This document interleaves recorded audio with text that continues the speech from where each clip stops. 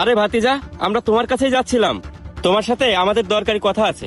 আমার সাথে আবার আপনাদের কি দরকারি কথা আছে কাকা? তোমার এই জমিটা আমাদের লাগবে বাবা। এইটা আবার কেমন কথা কাকা? আমার জমি আপনাদের কি জন্য লাগবে? তোমার এই জমিতে আমরা একটা মসজিদ নির্মাণ করতে চাচ্ছি, তাই এই জমিটা আমাদের লাগবে। আবল তাবল কথা বলেন কেন চাচা? আপনাদের কি মাথা খারাপ হয়ে গেছে? আমার এই জমিতে আমি চাষবাস করে খাই, এর ভিতরে মসজিদ করতে চাচ্ছেন? তা সব জায়গায় মসজিদ করলে মানুষ চাষবাস করে খাবে কোথায়? দেখো বাবা, আল্লাহর ঘর মসজিদ তৈরি করলে অনেক সওয়াব হয়। এই রাখেন তো আপনার হাদিসের বাণী। আমি কি জমিদার নাকি যে আপনারা আমার জমি চাচ্ছেন আর আমি দান করে দেব? শোনেন চাচা, এই জমিতে চাষবাস করে আমার সংসার চলে। এই জমি মসজিদের জন্য দান করে দিলে সওয়াব হবে ঠিকই, কিন্তু আমার সংসার চলবে না। বাবা, মসজিদের জন্য আমাদের এই জমিটা খুবই দরকার। তোমার এই জমিটা দিলে আমাদের এলাকাবাসীর খুবই সুবিধা হতো। আমাদের মহল্লা থেকে মসজিদটা অনেক দূরে, মুসল্লিদের নামাজ পড়তে অনেক দূরে দূরে যেতে হয়। বৃষ্টির সময় মাটির রাস্তা পার করে মুসল্লিদের অন্য মহল্লায় নামাজ পড়তে যেতে অনেক কষ্ট হয়। তাই বলছিলাম আপনি যদি আমাদের জমিটা দিতে তাহলে মুসল্লিদের খুব উপকার হতো। আচ্ছা ভাই, আপনারা বিষয়টা কেন বুঝতেছেন না?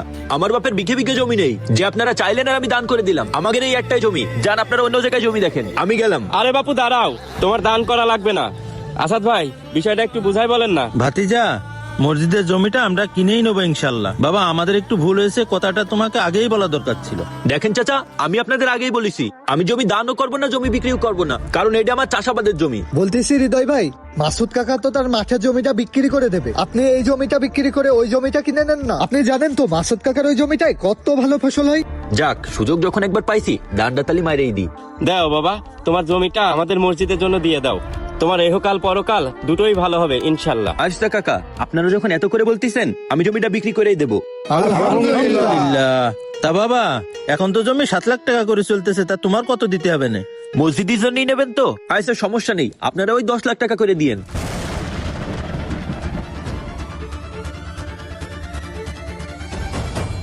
বাবা হৃদয়, আমরা তো মসজিদের জন্য জমি কিনবো, তুমি দাম না কমায় কিভাবে বাড়াচ্ছ? আরে চাচা, জমি তো কিনবেন মসজিদের জন্য, মসজিদের ফান্ডের টাকায়, তাইলে আপনার সমস্যা কি?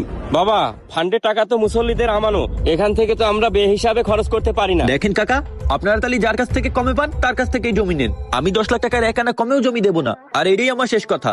না হলে আপনারা অন্য জায়গায় জমি দেখেন, আমার জমি নিতে হলেই 10 লাখ করেই দিতে হবে। এইবার কি হবে মিয়া ভাই? আরে ভাই, তুমিই তো কথাটা ভালো করে বুঝাইতে পারলা না। বুঝাইতে পারলি ছেলেটা অবশ্যই কথাটা শুনতো। ভাই, আপনি তো এখানে উপস্থিত ছিলেন, আপনি তো ওরে বুঝাইতে পারেননি। আসলে আমরা কেউই ওরে বুঝাইতে পারবো না। হৃদয়ের বাপ যেমন, হৃদয়ও তেমন। এখন ওই জমি 10 লাখ টাকা দিয়ে নেওয়া লাগবে, ওর কমে ও দেবে না। ফান্ডে যে টাকা আছে তাতে মসজিদ তো হয় না, তাতে এত টাকা জমি কিনে মসজিদ কিভাবে হবে? আগে জমিটা তো কিনা হোক, বাকিটা আল্লাহ ভরসা। চেয়ারম্যান সাহেব, আপনার সাথে একটা গুরুত্বপূর্ণ কথা বলার জন্য আমরা আসলাম। আমার কাছে তো সবাই গুরুত্বপূর্ণ বিষয় নিয়েই আসে, তা আপনাদের আবার কি হলো বলেন? চেয়ারম্যান সাহেব, আপনি তো জানেনই আমাদের মহল্লার আশেপাশে কোনো মসজিদ নেই। নামাজ পড়তে হলে আমাদের কষ্ট করে অনেক দূরে দূরে যেতে হয়। বৃষ্টির সময় এক জায়গা থেকে আরেক জায়গায় নামাজ পড়তে গেলে মুসল্লিদের অনেক কষ্ট হয়, অনেকেই তো আবার নামাজ পড়তেই যায়। চেয়ারম্যান সাহেব, এই জন্য আমরা মহল্লাবাসী চাচ্ছি আমাদের মহল্লায় একটা মসজিদ নির্মাণ করতে।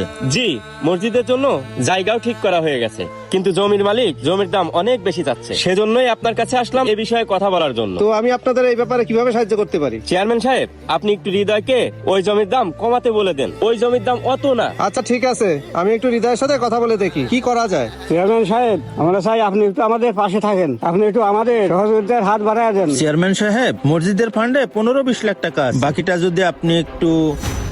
না না, এই মুহূর্তে আমার পক্ষে এত টাকা ডোনেশন দেওয়া সম্ভব না। আপনারা তো জানেনই সামনে ইলেকশন, আমার একটা খরচ আছে না? চেয়ারম্যান সাহেব, আপনি যদি আমাদের মসজিদ নির্মাণের পাশে থাকেন, আমরা সর্বদাই আপনার পাশে থাকব এবং আপনাকে আমরা সবাই ভোট দিব ইনশাআল্লাহ। আর এই মসজিদ থেকে যদি কেউ হেদায়েত পায় তাহলে কতই না সওয়াবের হবে। চেয়ারম্যান সাহেব, এটা শুধু মসজিদ না, এটা আমাদের ভবিষ্যৎ প্রজন্মের ইমানের ঘর, মহান আল্লাহ তাআলার ইবাদতের ঘর। আমাদের এলাকায় দেখেন একটা ভালো মাদ্রাসাও নাই। আমাদের এলাকায় মক্তবটা যদি না থাকে তাহলে আমাদের বাচ্চারা দিন শিখবে কোথা থেকে? আপনি নিশ্চয়ই চান না আমাদের সমাজ থেকে নীতি নৈতিকতা উঠে যাক। আল্লাহর রাস্তে আপনি আমাদের মসজিদকে বানাতে সাহায্য করেন।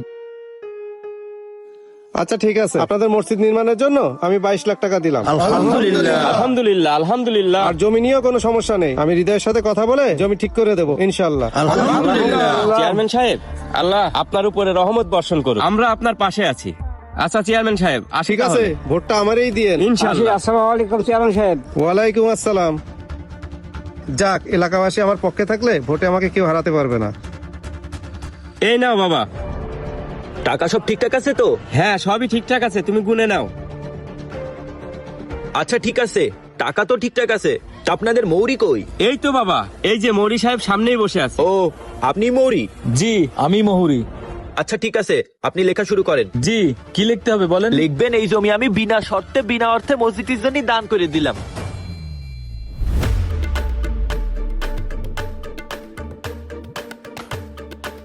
মানে কি বাবা, এইটা কোন ধরনের কথা? এত কষ্ট করে টাকা জোগাড় করলাম, তুমি ব্যাগ ভর্তি টাকা নিচ্ছ, কিন্তু লেখার সময় তুমি কেন মিথ্যার আশ্রয় নিতে চাচ্ছ? কাকা, আমি মিথ্যার আশ্রয় নিচ্ছি না, আমি সত্যি জমিটা মসজিদের জন্য দান করে দিচ্ছি। তাহলে তুমি আগে থেকে এই কথা বলনি কেন? আরে চাচা, এই টাকা উঠাতে আমাদের 4 মাস সময় লেগে গেছে। চাচা আমাদের গ্রামে কোনো মাদ্রাসা নেই, এই টাকা দিয়ে একটা মসজিদ করে ফেলেন, আর বাকি টাকা দিয়ে আমাদের ওই পিছনের জমিতে একটা সুন্দর মাদ্রাসা করে ফেলেন। টাকা যা উঠেছে এটা দিয়ে মসজিদ মাদ্রাসা দুটোই হয়ে যাবে, নতুন করে কারো কাছে হাত পাতা লাগবে না। কি ভালো হলো না কাকা? মাশাআল্লাহ বাবা, তোমার কতই না উত্তম পরিকল্পনা ছিল, আর আমরা তোমারে কতটা খারাপ ভাবছি। তুমি কিছু মনে করো না বাপ, আল্লাহ আমাদের ক্ষমা করুক। চাচা আমি আপনাদের গ্রামেরই সন্তান, আপনারা ক্ষমা চেয়ে আমাকে লজ্জিত করবেন না। আমাদের গ্রামে একটা মসজিদ মাদ্রাসা হবে, এটা তো আমিও চাই। বাবা আল্লাহ তোমার জানমালের উত্তম প্রতিদান দিক। আল্লাহ ভরসা। কাকা এই টাকাটা আপনারাই রাখেন, আর মৌরি সাহেব লেখা শুরু করেন। আচ্ছা এখনই লিখছি। আরে ভাতিজা,